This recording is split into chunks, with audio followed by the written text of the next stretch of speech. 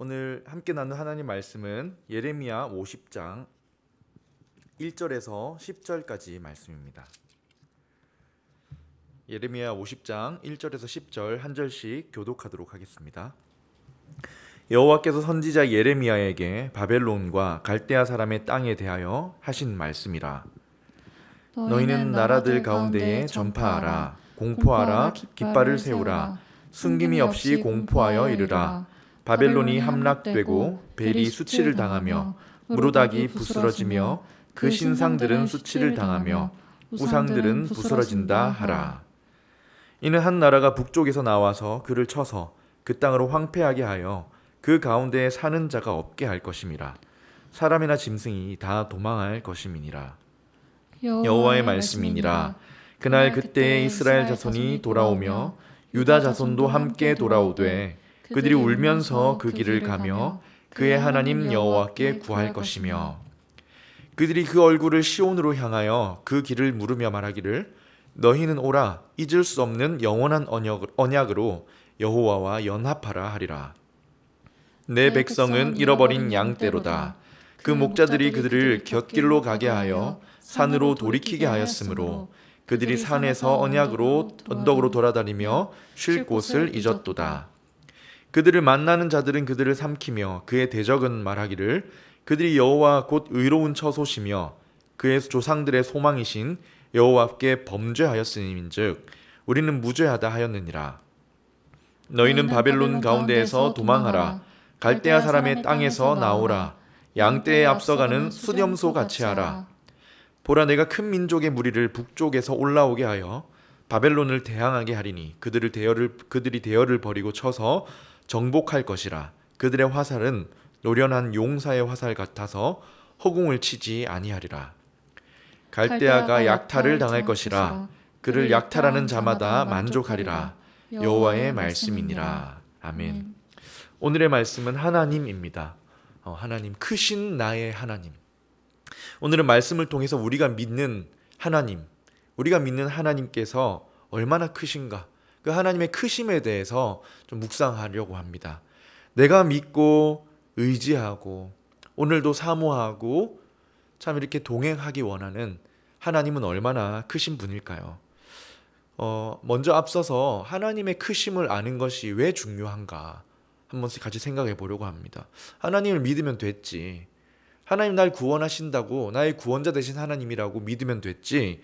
그분의 크심을 아는 것이 뭐가 중요하냐 할지 모르겠지만 중요합니다. 왜냐하면 우리는요, 아는 만큼 깊이 하나님을 믿을 수 있기 때문입니다. 아는 만큼 더 넓게 하나님을 의지할 수 있기 때문입니다. 물론 믿음은 하나님이 주시는 거잖아요. 근데 하나님이요, 믿음을 주실 때 그냥 환상 중에 아무거나 막 주시지 않으십니다. 하나님이 우리에게 믿음을 주실 때는요, 우리가 알고 있는 것, 우리가 이해한 것, 우리가 들은 것, 우리 속에 있는 그 말씀의 깊이를 따라서 그것을 재료로 해서 믿음을 주시거든요. 그러니 우리는 아는 만큼 하나님에 대해서 더 알아가면 알아갈수록 깊고 넓은 그 믿음을 가지게 되는 것입니다. 그래서 성경에 보면요, 깊이 뿌리를 내리고 자라가라는 표현이 종종 나오지 않습니까? 그게 그냥 되는 것이 아니라 하나님을 알아갈수록, 말씀을 알아갈수록 우리의 믿음의 뿌리가 깊이 내리고 우리가 그 가운데 세워져 간다는 그런 원리로 이해하시면 됩니다. 물론 우리 믿음의 시작은 하나님이 나를 구원해 주셨다는 이 구원하는 믿음에서 시작되죠.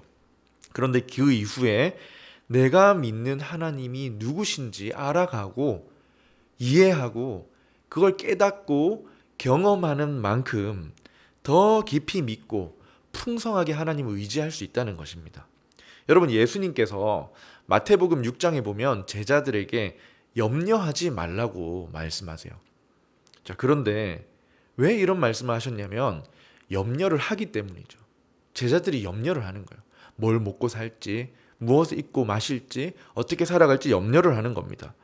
왜 제자들은 예수님이 염려를 하지 말라고 하시는데 염려를 합니까? 사실 염려를 하는 게 아니라 염려가 되는 거잖아요. 왜 염려가 되나요? 예수님께서 염려하시는 제자들에게 꾸짖으세요. 염려하지 말라고. 근데 뭐라고 꾸짖으시냐면 너희가 지금 염려하는 이유는 믿음이 작아서 그렇다는 거예요. 하나님이 누구신지 더 알고 더 깊이 이해하고 더 신뢰하고 의지하면 염려하는 부분이 줄어들 것인데 너희 믿음이 작은 자들아 왜 그렇게 염려하고 있느냐라고 꾸짖으시는 거예요. 이걸 볼 때 하나님을 우리가 어떤 분인지 더 알고 더 신뢰하면 할수록 우리의 믿음의 범위가 커지는구나. 그분이 어떤 분인지 그분의 크심을 알아가면 더 사랑하게 되면 우리의 믿음의 깊이가 더욱 깊어지는구나 라는 것을 알 수 있는 것이죠. 그래서 하나님은요 언제나 하나님의 자녀가 오늘 2021년을 살아가는 우리 청년들이 하나님을 더 알아가면 좋겠다. 너희의 하나님인 나를 더 알아가면 좋겠다. 이런 마음으로 항상 우리에게 두드리시는 것 같습니다. 여러분 신명기 6장에 보면요 정말 유명한 말씀이 나오죠. 6장 4절에서 9절에 보면 보통 쉐마라고 부르는데요. 신앙 교육에 대해서 이야기하거나 자녀 양육에 대해서 이야기하거나 할 때마다 등장하는 주제 성구입니다. 부지런히 자녀에게 가르치라는 말씀이 굉장히 강조가 돼요.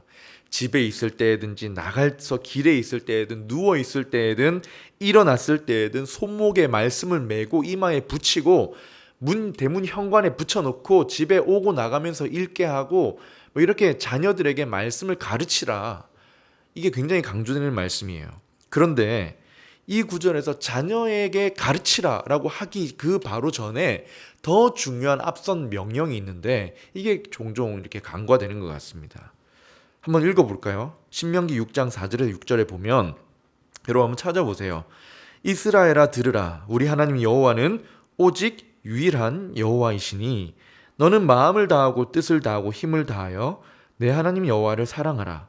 오늘 내가 내게 명하는 이 말씀을 너는 마음에 새기고 내 자녀에게 부지런히 가르치며 하면서 길에 있을 때든 집에 있을 때든 손목에 메고 이마에 붙이고 이렇게 가르치라고 이렇게 명령을 하시거든요. 여러분 자녀에게 지금 부지런히 가르치기 전에 뭘 먼저 하라고 하십니까?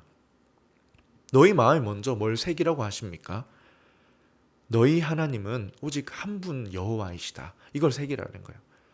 너희 하나님은 유일한 하나님이시다부터 새기라는 겁니다. 오직 한 분 하나님을 믿고 살아가는 너희가 되라는 겁니다.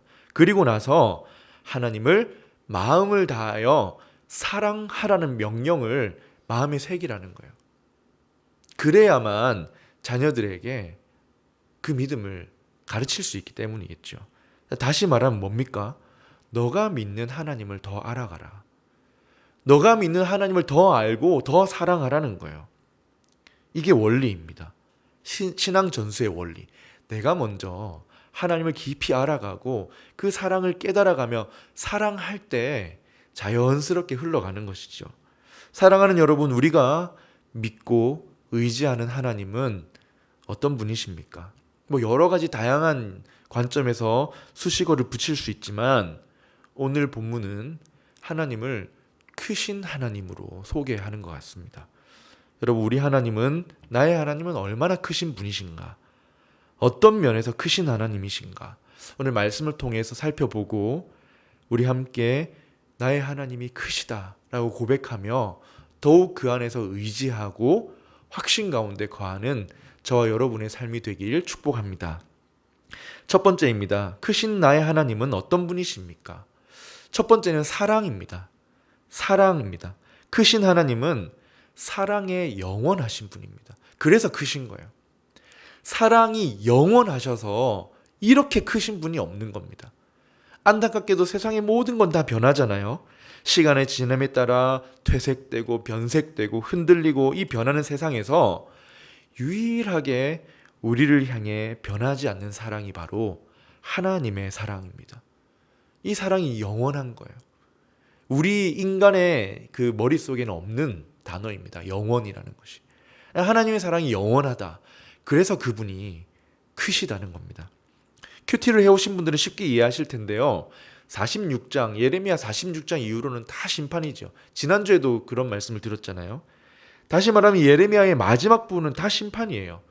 46장에서 49장은 이스라엘 주변에 있던 열국에 대한 심판이었고, 50장, 51장은 바벨론에 대한 직접적인 심판이 110절이나 나옵니다.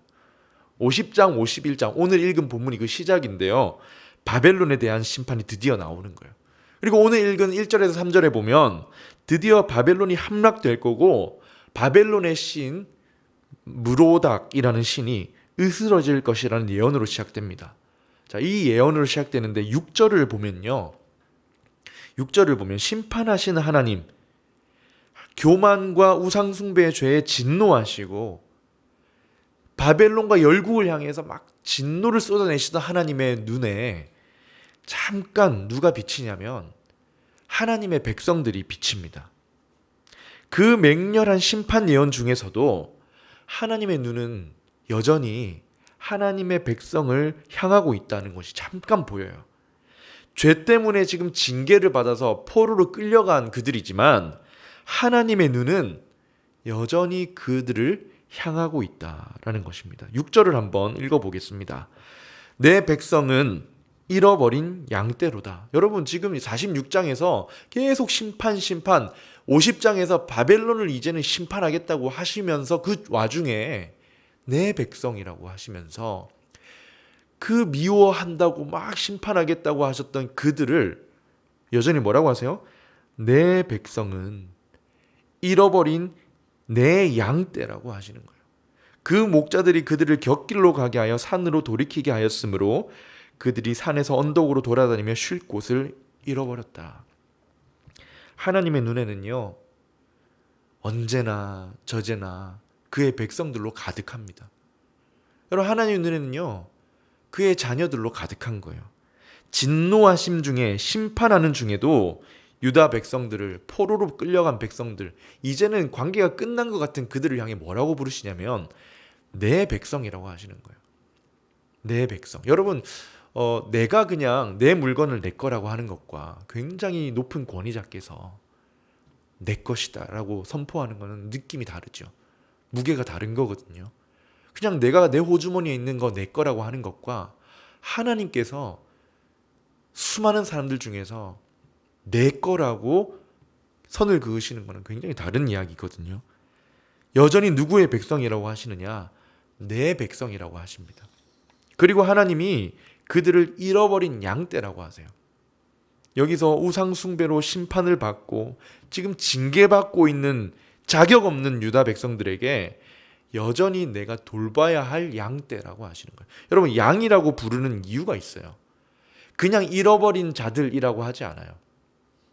양이라는 단어를 쓴 거는 의도가 있습니다. 왜냐? 잃어버린 양이라고 할 때는 긍휼의 마음이 들어갔기 때문입니다. 여러분 잘 알다시피 양의 특성이 굉장히 약하잖아요. 연약한 동물 중에 가장 연약한 동물. 목자 없이는 스스로 생존이 불가능한 동물이거든요. 그러니까 하나님께서 지금 여전히 잃어버린 양떼라고 부르실 때는 하나님의 긍휼의 마음이 들어가 있는 겁니다. 감정이 담겨 있는 거예요. 특히 잃어버린 양이라고 하잖아요. 반드시 찾아내겠다는 의지까지 담겨 있는 것입니다. 여러분 무슨 말이냐? 하나님이 지금 화를 쏟아내시고 예루살렘 멸망을 허락하시고 지금 유다 백성들을 포로로 끌려가게 하시고 엄청 실망하시고 약속도 다 깨어진 것처럼 보였지만 화내시는 중에도 그 마음 깊숙한 곳에 그 백성을 향한 사랑에는 변함이 없다는 겁니다. 하나님의 사랑은 영원하신 거예요. 변함이 없습니다. 우리가 아무리 그걸 끊어내려고 해도 끊어지지가 않는 게 하나님의 변함없으신 사랑입니다. 그래서 나의 하나님은 어떤 하나님이라고요? 크신 하나님이세요. 크신 하나님이 심판하시는 중에 뭐라고 하셨다고요? 내 백성은 잃어버린 양떼다. 내 백성은 잃어버린 양떼다. 그 목자들이 그들을 곁길로 가게 해서 산으로 돌이키게 했기 때문에 그들이 지금 산에서 언덕으로 돌아다니면서 방황하면서 쉴 곳을 잃어서 지쳤구나. 내 양들이 쉴 곳을 잊었구나. 지쳤구나. 이렇게 하시는 거예요. 죄를 미워하시고 심판하시는 공의의 하나님이기도 하시지만 사랑에 변함이 없으신 분이십니다. 엄청난 사랑이지요. 엄청나게 크신 하나님이십니다. 여러분 사실 지금 바벨론 심판에 대해 막 쏟아부으시다가 지금 잠깐 눈에 비친 그의 백성들에 대해서 말씀하시잖아요. 그런데 이게요, 조금만 더 생각해보면 독백이에요. 독백. 듣는 사람이 없습니다. 여러분 지금 예레미야가 예언하는 건데 예레미야가 지금 어디 있냐면 바벨론에 있질 않아요. 내 백성 잃어버린 양 떼들아 할 때 그 말을 전달할 때 그걸 듣는 사람은 잃어버린 양 떼가 아무도 없습니다. 지금 아는 것처럼 예레미야는 지금 이집트에 끌려가서 거기서 살고 있어요. 무슨 말이냐면 거기는 바벨론 포로가 없는데 하나님은 지금 독백과 같은 사랑의 말을 혼잣말로 되뇌이고 계신 거예요. 하나님은 듣는 사람이 없어도 듣는 이가 아무도 없을지라도 혼잣말을 흘리시는 거예요. 내 양들이 쉴 곳을 잊었구나. 그냥 혼잣말을 하시는 거예요. 저는 이 모습을 보면서 누구도 듣지 않고 알아주지 않아도 사랑을 말하시는 모습을 보면서 하나님은 굉장히 의지가 강력하시구나. 아무도 들어주지 않아도 혼자 그 말을 되뇌이시면서 묵묵히 사랑을 이어가시는구나. 이런 모습이 보이는 겁니다. 이 모습을 보면서 정말 나의 하나님은 사랑에 영원하신 분이시구나. 내가 듣든지 내가 반응을 하든지 내가 어떤 모습으로 응답을 하든지 거기에 상관이 없이 하나님의 의지는 영원하시는구나. 나의 하나님은 정말 크신 하나님이시구나 라는 생각이 들었습니다. 여러분 생각해 보십시오. 아무도 들어주지 않지만 혼자 나의 백성, 내 잃어버린 양떼들이 지쳤구나. 내가 그들을 회복시켜야 되는데 정말 희미하고 끊어질 듯한 상황 속에서도 여전히 잊지 않고 사랑하시는 하나님의 사랑에 참 마음이 따뜻해지는 것을 느낍니다. 그리고 여러분 오늘 아까 잠깐 말씀드렸지만 바벨론 심판에 대한 구절이요 110절이나 나옵니다. 110절. 예레미야에서 가장 긴 구절이 바벨론 심판 예언이에요. 여러분 왜 바벨론은 이렇게 길게 자세하게 반복해서 심판하겠다고 하실까요? 이게 참 묘한데요. 바벨론은 비록 하나님의 심판 도구로 사용되었다고 할지 모르겠지만 하나님의 백성을 친 자들이기 때문입니다. 하나님은 하나님의 백성을 친 자들에 대한 예언을 심판을 110절이나 하시는 거예요. 여전히 사랑하시는 그 마음으로 백성을 싸고 도시는 거예요.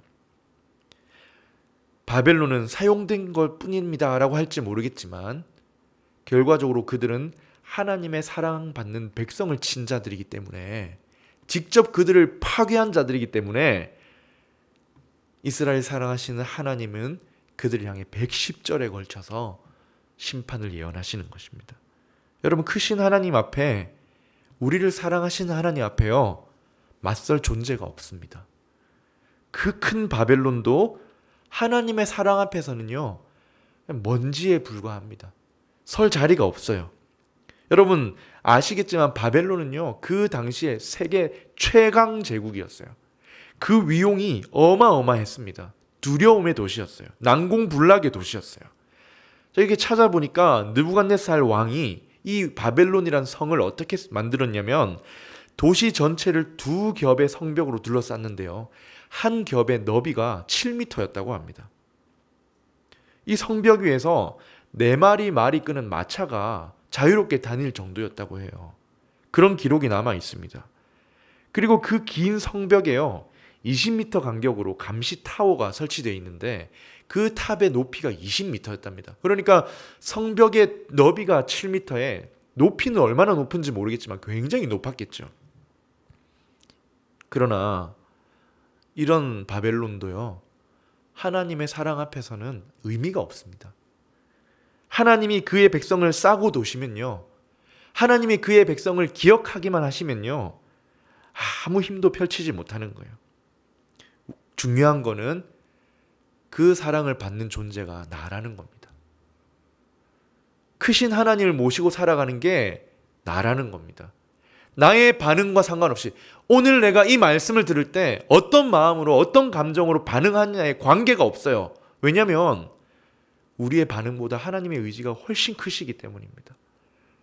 날 사랑하시겠다고 변함없는 사랑으로 끝까지 그 길을 묵묵히 가시는 분이 하나님이시기 때문입니다. 내가 반응하지 않아도 혼자 되뇌이시면서, 혼자 고백하시면서 내 사랑하는 내 백성들, 내 자녀 누구야? 내 잃어버린 누구야? 나를 사랑하시고 기억하시고 바라보시는 겁니다. 그래서 여러분, 우리가 크신 하나님을 믿고 의지할 때 꼭 기억해야 합니다. 뭡니까? 나의 하나님의 사랑은 변함이 없다. 그분은 나를 끝까지 사랑하시고 여전히 사랑하시고, 언제까지 사랑하시느냐? 하나님 나라 갈 때까지, 그 이후 영원토록 나를 사랑하시는 겁니다. 자, 이 사실로 인해서 더 감사하는 마음으로 신앙생활을 할 수 있으면 좋겠습니다. 더 감사하는 마음, 그리고 담대한 마음으로 좀 신앙생활을 했으면 좋겠어요. 우리에겐 크신 하나님이 계십니다. 우리가 이 연약한 몸으로 이 어려운 땅을 살아갈 때요, 변함없이 사랑하실 것이고, 틀림없이 우리가 가야 할 길을 걷게 하실 것이고, 하나님 나라로 인도하실 것입니다. 우리 크신 하나님 누구십니까? 사랑의 영원하신 하나님. 두 번째입니다. 크신 하나님은 어떤 분이신가? 첫 번째는 뭐였어요? 사랑이었죠. 두 번째는 능력입니다. 능력. 두 번째, 모든 것을 회복시키시는 분입니다. 여러분, 하나님이 크신데요, 그 능력이 너무 크신 거예요. 무슨 능력이냐? 모든 것을 회복시키시는 분입니다. 회복 불가능해 보이는 것까지 회복시키십니다. 회복시키시려고 마음만 먹으시면요, 회복 못 시키시는 것이 없는 거예요. 여러분, 10길 물속은 알아도 사람 마음 한치를 모른다고 하잖아요. 근데 하나님은 우리 마음도 회복시키십니다. 여러분, 하나님이 얼마나 크신 분이냐면, 그렇게 말 안 듣던, 그렇게 지 마음대로 하던 이스라엘, 그렇게 하나님을 찾지 않고 무시하던 하나님의 백성들의 마음을 회복시켜 버리십니다. 여러분, 이스라엘 사람들이 어떤 사람이었습니까? 무슨 위기의 경고의 말을 들어도 무시하던 사람들 아닙니까? 예전에 들었잖아요. 심판을 그렇게 듣고도 너희가 손으로 만든 우상을 섬겼기 때문에 하나님이 이렇게 진노하셨어 라는 말을 듣고도 우리는 원래 하던 대로 할 거예요. 이렇게 했던 사람들 아닙니까? 어떤 선지자들을 보내서 경고를 하셔도 하나님 찾지 않던 사람들이 이들이거든요. 근데 이들이 어떻게 변화되는지 아세요? 하나님께 묻습니다. 하나님께 묻기 시작해요. 하나님을 찾기 시작합니다. 여러분, 4절을 한번 보세요. 함께 읽어보겠습니다.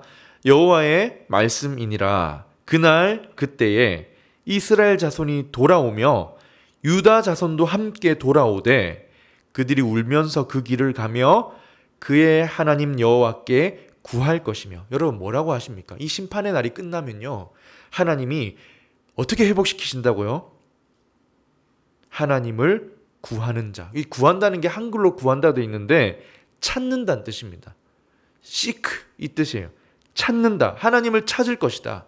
그렇게 고집이 세고 완고해서 자기 죄를 모르던 사람들이 어떻게 됩니까? 하나님을 구하고 찾는 자가 되는 거예요. 여러분, 하나님은요, 심판을 주시고 심판 때가 딱 끝나서 그냥 돌아오게 하는 회복이 아니에요.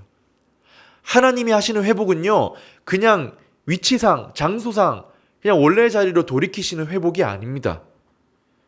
하나님의 회복은 사람을 바꾸는 겁니다. 아무리 완고한 사람도, 아무리 그 마음에 사랑이 식어져 버린 사람도 하나님을 구하고 찾는 사람으로 만들어버리는 게 하나님의 능력입니다. 세상에 소망을 두던 사람도 하나님을 찾게 만드는 것이 하나님의 능력이에요. 여러분, 유명한 구절이 있는데요, 여호와를 만날 만할 때에 찾으라. 그 말씀 아시죠? 유다 백성을 향해서 하나님이 이렇게 부르셨어요. 너희는 여호와를 만날 만할 때에 찾으라. 가까이 계실 때에 그를 부르라. 불렀을까요? 안 불렀을까요? 안 불렀습니다. 찾지도 않고 구하지도 않고 끝까지 자기 갈 길 갔어요. 돌이킬 줄 몰랐습니다. 이 죄인이 그렇습니다. 하나님을 찾고 하나님 앞에 서지 않으면 내가 죄인이란 걸 깨닫지를 못하는 거예요. 여러분, 그런데 그랬던 사람들이 미래에 다시 돌아올 때가 되면 어떻게 된다는 거예요? 하나님을 찾는다는 거예요. 그냥 찾지 않아요. 다시 한번 4절을 보세요. 여호와의 말씀이니라. 그들이 돌아오는데 울면서 그 길을 가며 그의 하나님 여호와께 구할 것이며. 여러분, 울면서 돌아올 거라는 겁니다. 회복을 경험한 증거이죠. 이게 그냥 겉으로만 하는 게 아니에요. 마음으로 우리가 실수했구나. 우리가 이제 다시 우리의 구원자이신 하나님께로 돌아가야 되겠구나. 하나님 찾습니다. 함께해 주십시오. 라는 그 진정 어린 마음에 울면서 눈물을 쏟으면서 돌아오는 거예요. 이제는 누구를 의지하고 찾아야 되는지 제대로 인식하는 사람이 되기 시작한 것이죠. 여러분, 그리고 또 무엇이 회복되었느냐? 이제 하나님께로 가는 길을 찾아요. 하나님 나라로 가는 길을 찾습니다. 이 세상을 살면서 하나님 나라로 가는 길을 찾아요. 5절인데요. 한번 읽어보겠습니다. 그들이 그 얼굴을 시온으로 향하여 그 길을 물으며 말하기를. 어떤 길을 물어요? 하나님으로 학계로 가는 길을 묻습니다. 너희는 오라, 잊을 수 없는 영원한 언약으로 여호와와 연합하라 하리라. 이 회복시키시는 하나님의 능력 앞에 어떻게 됩니까? 약속의 땅을 향해 가는 길을 물어요. 하나님 나라로 향해 가는 길을 묻습니다. 이 시온으로 얼굴을 향한다는 것은 예루살렘 쪽을 향한다는 거예요. 하나님이 기업으로 주신 땅, 하나님의 임재가 늘 함께 있는 그 땅으로 가는 길을 묻는다는 겁니다. 이전에는요, 안 물었어요. 하나님의 방향을 묻지를 않았습니다. 뭘 물었느냐? 혹시 이 길이 성공의 길인가? 나에게 더 큰 만족을 주는 길인가를 물었습니다. 그래서 다른 민족들과 같이 비교하면서 풍요의 신을 섬기려고 쾌락의 신을 섬기고 하나님은 진부해 보인다고 거부했었잖아요. 그런데 회복이 되면 어떻게 됩니까? 하나님의 길을 찾는 거예요. 하나님께로 가는 길, 하나님이 원하시는 길을 묻게 되는 겁니다. 엄청난 회복이 일어나는 거예요. 하나님은 회복시키시는 탁월한 능력의 하나님, 그래서 크신 하나님이십니다. 이렇게 회복이 되면요, 눈이 제대로 떠집니다.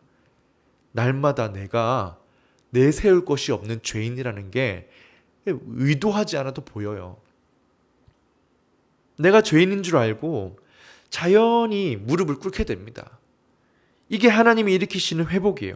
절대로 변화될 것 같지 않았던 사람이 자발적으로 하나님 앞에 무릎을 꿇게 되는 것이 하나님의 크신 능력입니다. 모든 것을 회복시키실 수 있는 하나님, 그분이 나의 크신 하나님.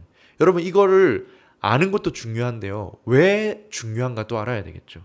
그냥 아는 거는 별로 중요하지가 않고, 아는 것도 중요하지만 이게 나와 무슨 상관이 있는가가 더 중요하겠죠. 회복의 능력의 크신 하나님, 이걸 아는 건 왜 중요할까요? 이렇게 크신 하나님을 모시고 사는 사람은 어떻게 될까요? 저는 이 말씀을 묵상하면서 하나님 앞에 좀 솔직하면 좋겠다는 생각이 들었습니다. 여러분, 하나님 앞에 좀 솔직하면 좋겠어요. 여러분, 우리는 지금 이렇게 크신 하나님을 모시고 살아갑니다. 그러니 하나님 앞에서 숨으려고 하지 않으면 좋겠습니다. 왜냐? 아무리 숨어도요, 하나님은 찾아내어서 회복시켜 버리시거든요. 하나님은요, 마음에 품은 사람이 있으면요, 숨어도 끝까지 찾아가서 마음을 이렇게 그냥 회복시켜 버리시거든요. 그러니까 질질 끌지 말고, 자꾸 도망가지 말고, 빨리 하나님 앞에 나와서 은혜를 구하는 것이 지혜라는 생각이 들었어요. 왜냐? 하나님의 능력이 크시기 때문입니다. 요나가 생각이 났는데요, 하나님을 거부하고 니느웨로 가라고 했는데 다시스로 가는 배를 타서 가장 배 깊은 밑바닥에 숨었잖아요. 소용이 없습니다. 하나님은 거기까지 찾아가세요. 고래 뱃속에 갇혔어요. 캄캄한 어둠에 구역질 나는 냄새 나는 곳까지 하나님은 찾아가세요. 그 마음을 회개하는 마음으로, 하나님이 원하시는 길로 가려는 마음으로 그냥 바꾸어 버리십니다. 결국 하나님의 뜻을 사랑하고 따르는 사람으로 회복시켜 버리시는 게 하나님의 능력입니다. 여러분, 그래서 하나님 앞에 솔직하자는 거예요. 나는 괜찮은 사람인 척 하지 말고, 나중에 언젠가 나에게도 때가 오겠지라고 미루지 말고, 끝까지 나를 찾아오셔서 나를 변화시켜 버리시는 회복의 능력을 지금도 얼마든지 발휘하실 수 있는 크신 하나님을 모시고 산다는 믿음이 있다면 하루빨리 솔직하게 자신의 연약함을 인정하고 조금 더 하나님 앞에 가까이 나오라는 것입니다. 하나님 앞에 숨을 곳이 없으니까요. 크신 하나님은 그의 백성을 회복시켜 버리시기 때문입니다. 나중에 하지 말고 오늘 하나님의 회복하신 능력을 구하면 좋겠습니다. 여러분 혹시 하나님께로부터 멀어서 회복이 필요한 사람도 있지만 마음이 지쳐서 사랑이 식어서 뭔가 이 무기력함 때문에 무너진 마음이 있다면 마찬가지로 어떻게 해야 합니까? 솔직해야 합니다. 그냥 그런 척, 괜찮은 척 하지 말고 오늘 나를 회복시키시는 하나님, 울며 하나님을 찾게 만들어 버리시는 하나님 앞에 하나님 내 마음도 좀 회복시켜 주십시오라고 기도해야 되겠죠. 그러면 하나님은 어떻게 하시겠습니까? 크신 능력으로 우리 마음에게 찾아오시는 겁니다. 세 번째입니다. 하나님, 크신 나의 하나님. 왜 어떤 크신 분이신가? 첫 번째는 사랑이고 두 번째는 능력이었는데요. 세 번째는 성품입니다. 하나님의 성품, 책임감. 세 번째로 하나님은 끝까지 책임지시는 분이세요. 책임감이 너무 강하신 분이십니다. 그래서 크신 분이세요. 포기하시는 법이 없어요. 중간에 대충 얼버무리거나 했던 약속에 대해서 번복하는 법이 없습니다. 중간에 외면하시는 법이 없어요. 하나님은 이미 너는 내 자녀라고 선포하고 부르신 자녀들에 대한 엄청난 책임감을 느끼고 계십니다. 그 책임을 행하기까지 하시는 분이 우리 크신 하나님이라는 거예요. 여러분, 하나님이 느끼고 계신 그 책임감이 무엇입니까? 여러분, 저 말고 여러분 자신, 저도 포함되지만 나를 향해 하나님이 가지고 계신 책임감이 무엇이냐면 약속을 이루어야 한다는 책임감입니다. 이걸 구약에서는 언약이라고도 부르는데요. 어떤 약속 언약이냐면 굉장히 단순합니다. 나는 너의 하나님이 되어줄 거야. 그리고 너는 영원히 내 백성이 될 거야. 이게 하나님의 약속입니다. 이게 구약과 신약에 흐르는 언약이거든요. 하나님은 여기에 굉장한 책임감을 느끼고 계시고 행하고 계십니다. 나는 너의 하나님이 되어줄 거고 너희는 내 백성, 내 자녀, 내 소유가 될 거야. 여러분 5절을 한번 보세요. 그들이 그 얼굴을 시온으로 향하여 그 길을 물으며 말하기를 너희는 오라 잊을 수 없는 영원한 언약으로 여호와와 연합하라. 여러분 여기서 뭐라고 하냐면 잊을 수 없는 영원한 언약으로 오라고 합니다. 이 두 가지 수식어가 붙었죠. 잊을 수 없는 영원한 언약이에요. 무슨 말이냐? 다 잊혀진 줄 알았어요. 70년이 말이 70년이지 한 세대가 두 세대가 지나가는 정도잖아요. 옛날에 하신 약속이고 바벨론에 한 70년 살다 보니까 하나님도 잊으셨구나. 하나님도 나를 잊으셨구나. 다 끝이 난 줄 알았어요. 처음에 바벨론이 예루살렘을 완전 허물어 버리는데 성전까지 허물어 버릴 때 하나님이 떠나버리신 줄 알았어요. 바벨론 포로로 끌려올 때 이제 약속의 땅까지 잃었으니 끝이라고 생각했습니다. 그러나 하나님은 잊지 않으시는 거예요. 잊을 수 없는 영원한 언약이라고 하시는 거예요. 유다 백성들은 공포와 충격 때문에 망각해버렸는지 모르겠지만 하나님은 잊을 수가 없는 겁니다. 왜냐? 책임감이 너무 강하시기 때문이에요. 우리는 잊어도 하나님은 잊지 않으십니다. 왜냐? 책임감이 너무 강하신 거예요. 책임감 강하신 하나님은 우리를 절대로 잊지 못하십니다. 깨어진 것 같고 끊어진 것 같아도 그렇지가 않아요. 왜냐? 하나님은 책임감이 너무 강하시기 때문입니다. 그래서 뭐라고 하세요? 잊을 수 없는 영원한 언약을 내가 아직 가지고 있으니까 돌아오라는 거예요. 나와 연합하자는 겁니다. 여러분, 나의 하나님, 크신 나의 하나님 어떤 분이세요? 책임감이 엄청 강하신 하나님. 마음에 좀 들지 않는다고 팽개쳐버리지 않으십니다. 세월이 오래되었다고 잊어버리지 않으세요. 그러니 이렇게 크신 하나님 모시고 살면 어떻게 됩니까? 이걸 아는 게 나와 무슨 상관이 있습니까? 여러분, 언제든지 염치불구하고 돌아가면 됩니다. 하나님 앞에 염치를 내세우지 마세요. 물론 우리가 염치 있는 사람이 돼야 되겠지만 때로 하나님께 돌아가야 되겠다는 판단이 서면요, 뒤돌아보지 말고 돌아서면 됩니다. 왜냐하면 책임감 강하신 하나님이 내 뒤에 서 계시기 때문입니다. 하나님의 책임감이 내가 느끼는 내 부족함보다 더 크시거든요. 하나님 우리를 언제나 끊어내기 바쁘신 분이 아니라 언제나 돌아오면 맞이할 준비를 하고 계시기 때문입니다. 여러분, 책임감이 무엇입니까? 책임감. 여러분 책임감 있으시죠? 성품 훈련이라는 게 있는데요. 성품 훈련에 그 성품의 여러 성품 중에 책임감이라는 성품도 훈련해야 될 성품에 들어가 있거든요. 그런데 성품 훈련에서 책임감을 이렇게 정의해요. 내가 해야 할 일들이 무엇인지 알고 끝까지 맡아서 잘 수행하는 태도를 책임감이라고 합니다. 내가 해야 할 일이 무엇인지 알고 끝까지 맡아서 잘 수행하는 태도가 책임감이라고 하는 겁니다. 여러분, 하나님이 책임감이 강하시다는 것을 우리 언어로 막 이렇게 담을 수 없지만 우리가 아는 선에서 이해하면 이렇게 되는 거예요. 하나님이 우리를 위해 해야 할 일들을 무엇인지 다 아시고 끝까지 수행하신다. 나를 위해 하나님이 하셔야 할 일이 무엇인지 잘 아셔서 그걸 끝까지 이루어내고 마신 분이시다. 우리가 오늘 믿고 신앙하고 모시고 살아가는 하나님, 크신 나의 하나님은 이런 분이십니다. 끝까지 책임져 주시는 분. 시작한 일은 끝까지 이루십니다. 최선을 다해서 돌봐주시는 거예요. 그래서 시편 33편 12절에 이 말씀이 정말 우리의 고백일 수밖에 없습니다. 우리 함께 그 시편 33편 12절을 한번 읽어보겠습니다. 여호와를 자기 하나님으로 삼은 나라, 곧 하나님의 기업으로 선택된 백성은 복이 있도다. 여러분, 왜 복이 있습니까? 하나님이 크신 분이신데 절대로 우리를 포기하지 않으시고 끝까지 책임감으로 돌보시기 때문입니다. 그 품에 들어온 백성은 복이 있다는 거예요. 끝까지 하나님 나라에 도착할 때까지 우리를 보호하실 겁니다. 우리 인생에 수많은 난관과 어려움을 만나게 될지라도 그 때마다 일마다 넘어지면 이렇게 세워주시고 무릎이 까지면 약을 발라주시고 돌보시고 이끌어 주실 거라는 거예요.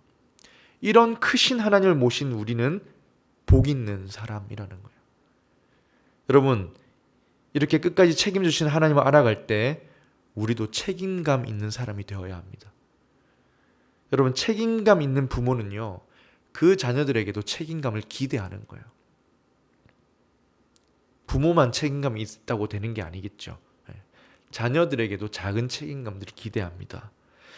그러면 하나님께 우리가 보여야 할 책임감은 무엇이 있을까를 생각해 보면 좋겠어요. 하나님의 자녀로서 나는 어떤 책임감 있는 모습을 보여드릴 수 있을까? 우리도 책임감 있게 삶을 살면 좋겠습니다. 하나님의 자녀로서 작은 책임감이라도 보여드리면서 크신 하나님의 사랑받는 자녀의 삶을 살아가면 좋겠습니다. 말씀을 정리하겠습니다. 사랑하는 여러분, 우리가 모시고 살아가는 크신 하나님 어떤 분이세요? 사랑에 영원하시고 회복시키시는 능력이 탁월하시고 우리를 책임져 주시는 그것이 너무 책임감이 강하신 분이십니다. 담대함으로 감사함으로 신앙생활을 했으면 좋겠습니다.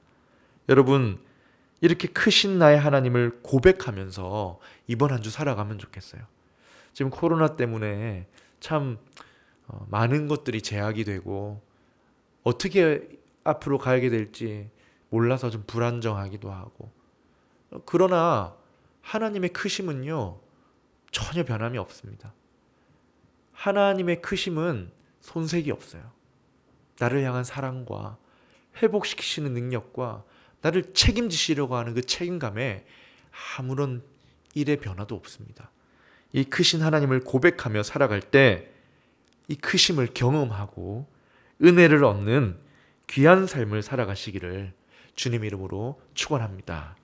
아멘. 이 시간 우리 아까 했던 찬양인데요, 나의 하나님, 이 찬양으로 함께 말씀을 기억하며 고백하고 또 함께 기도했으면 좋겠습니다.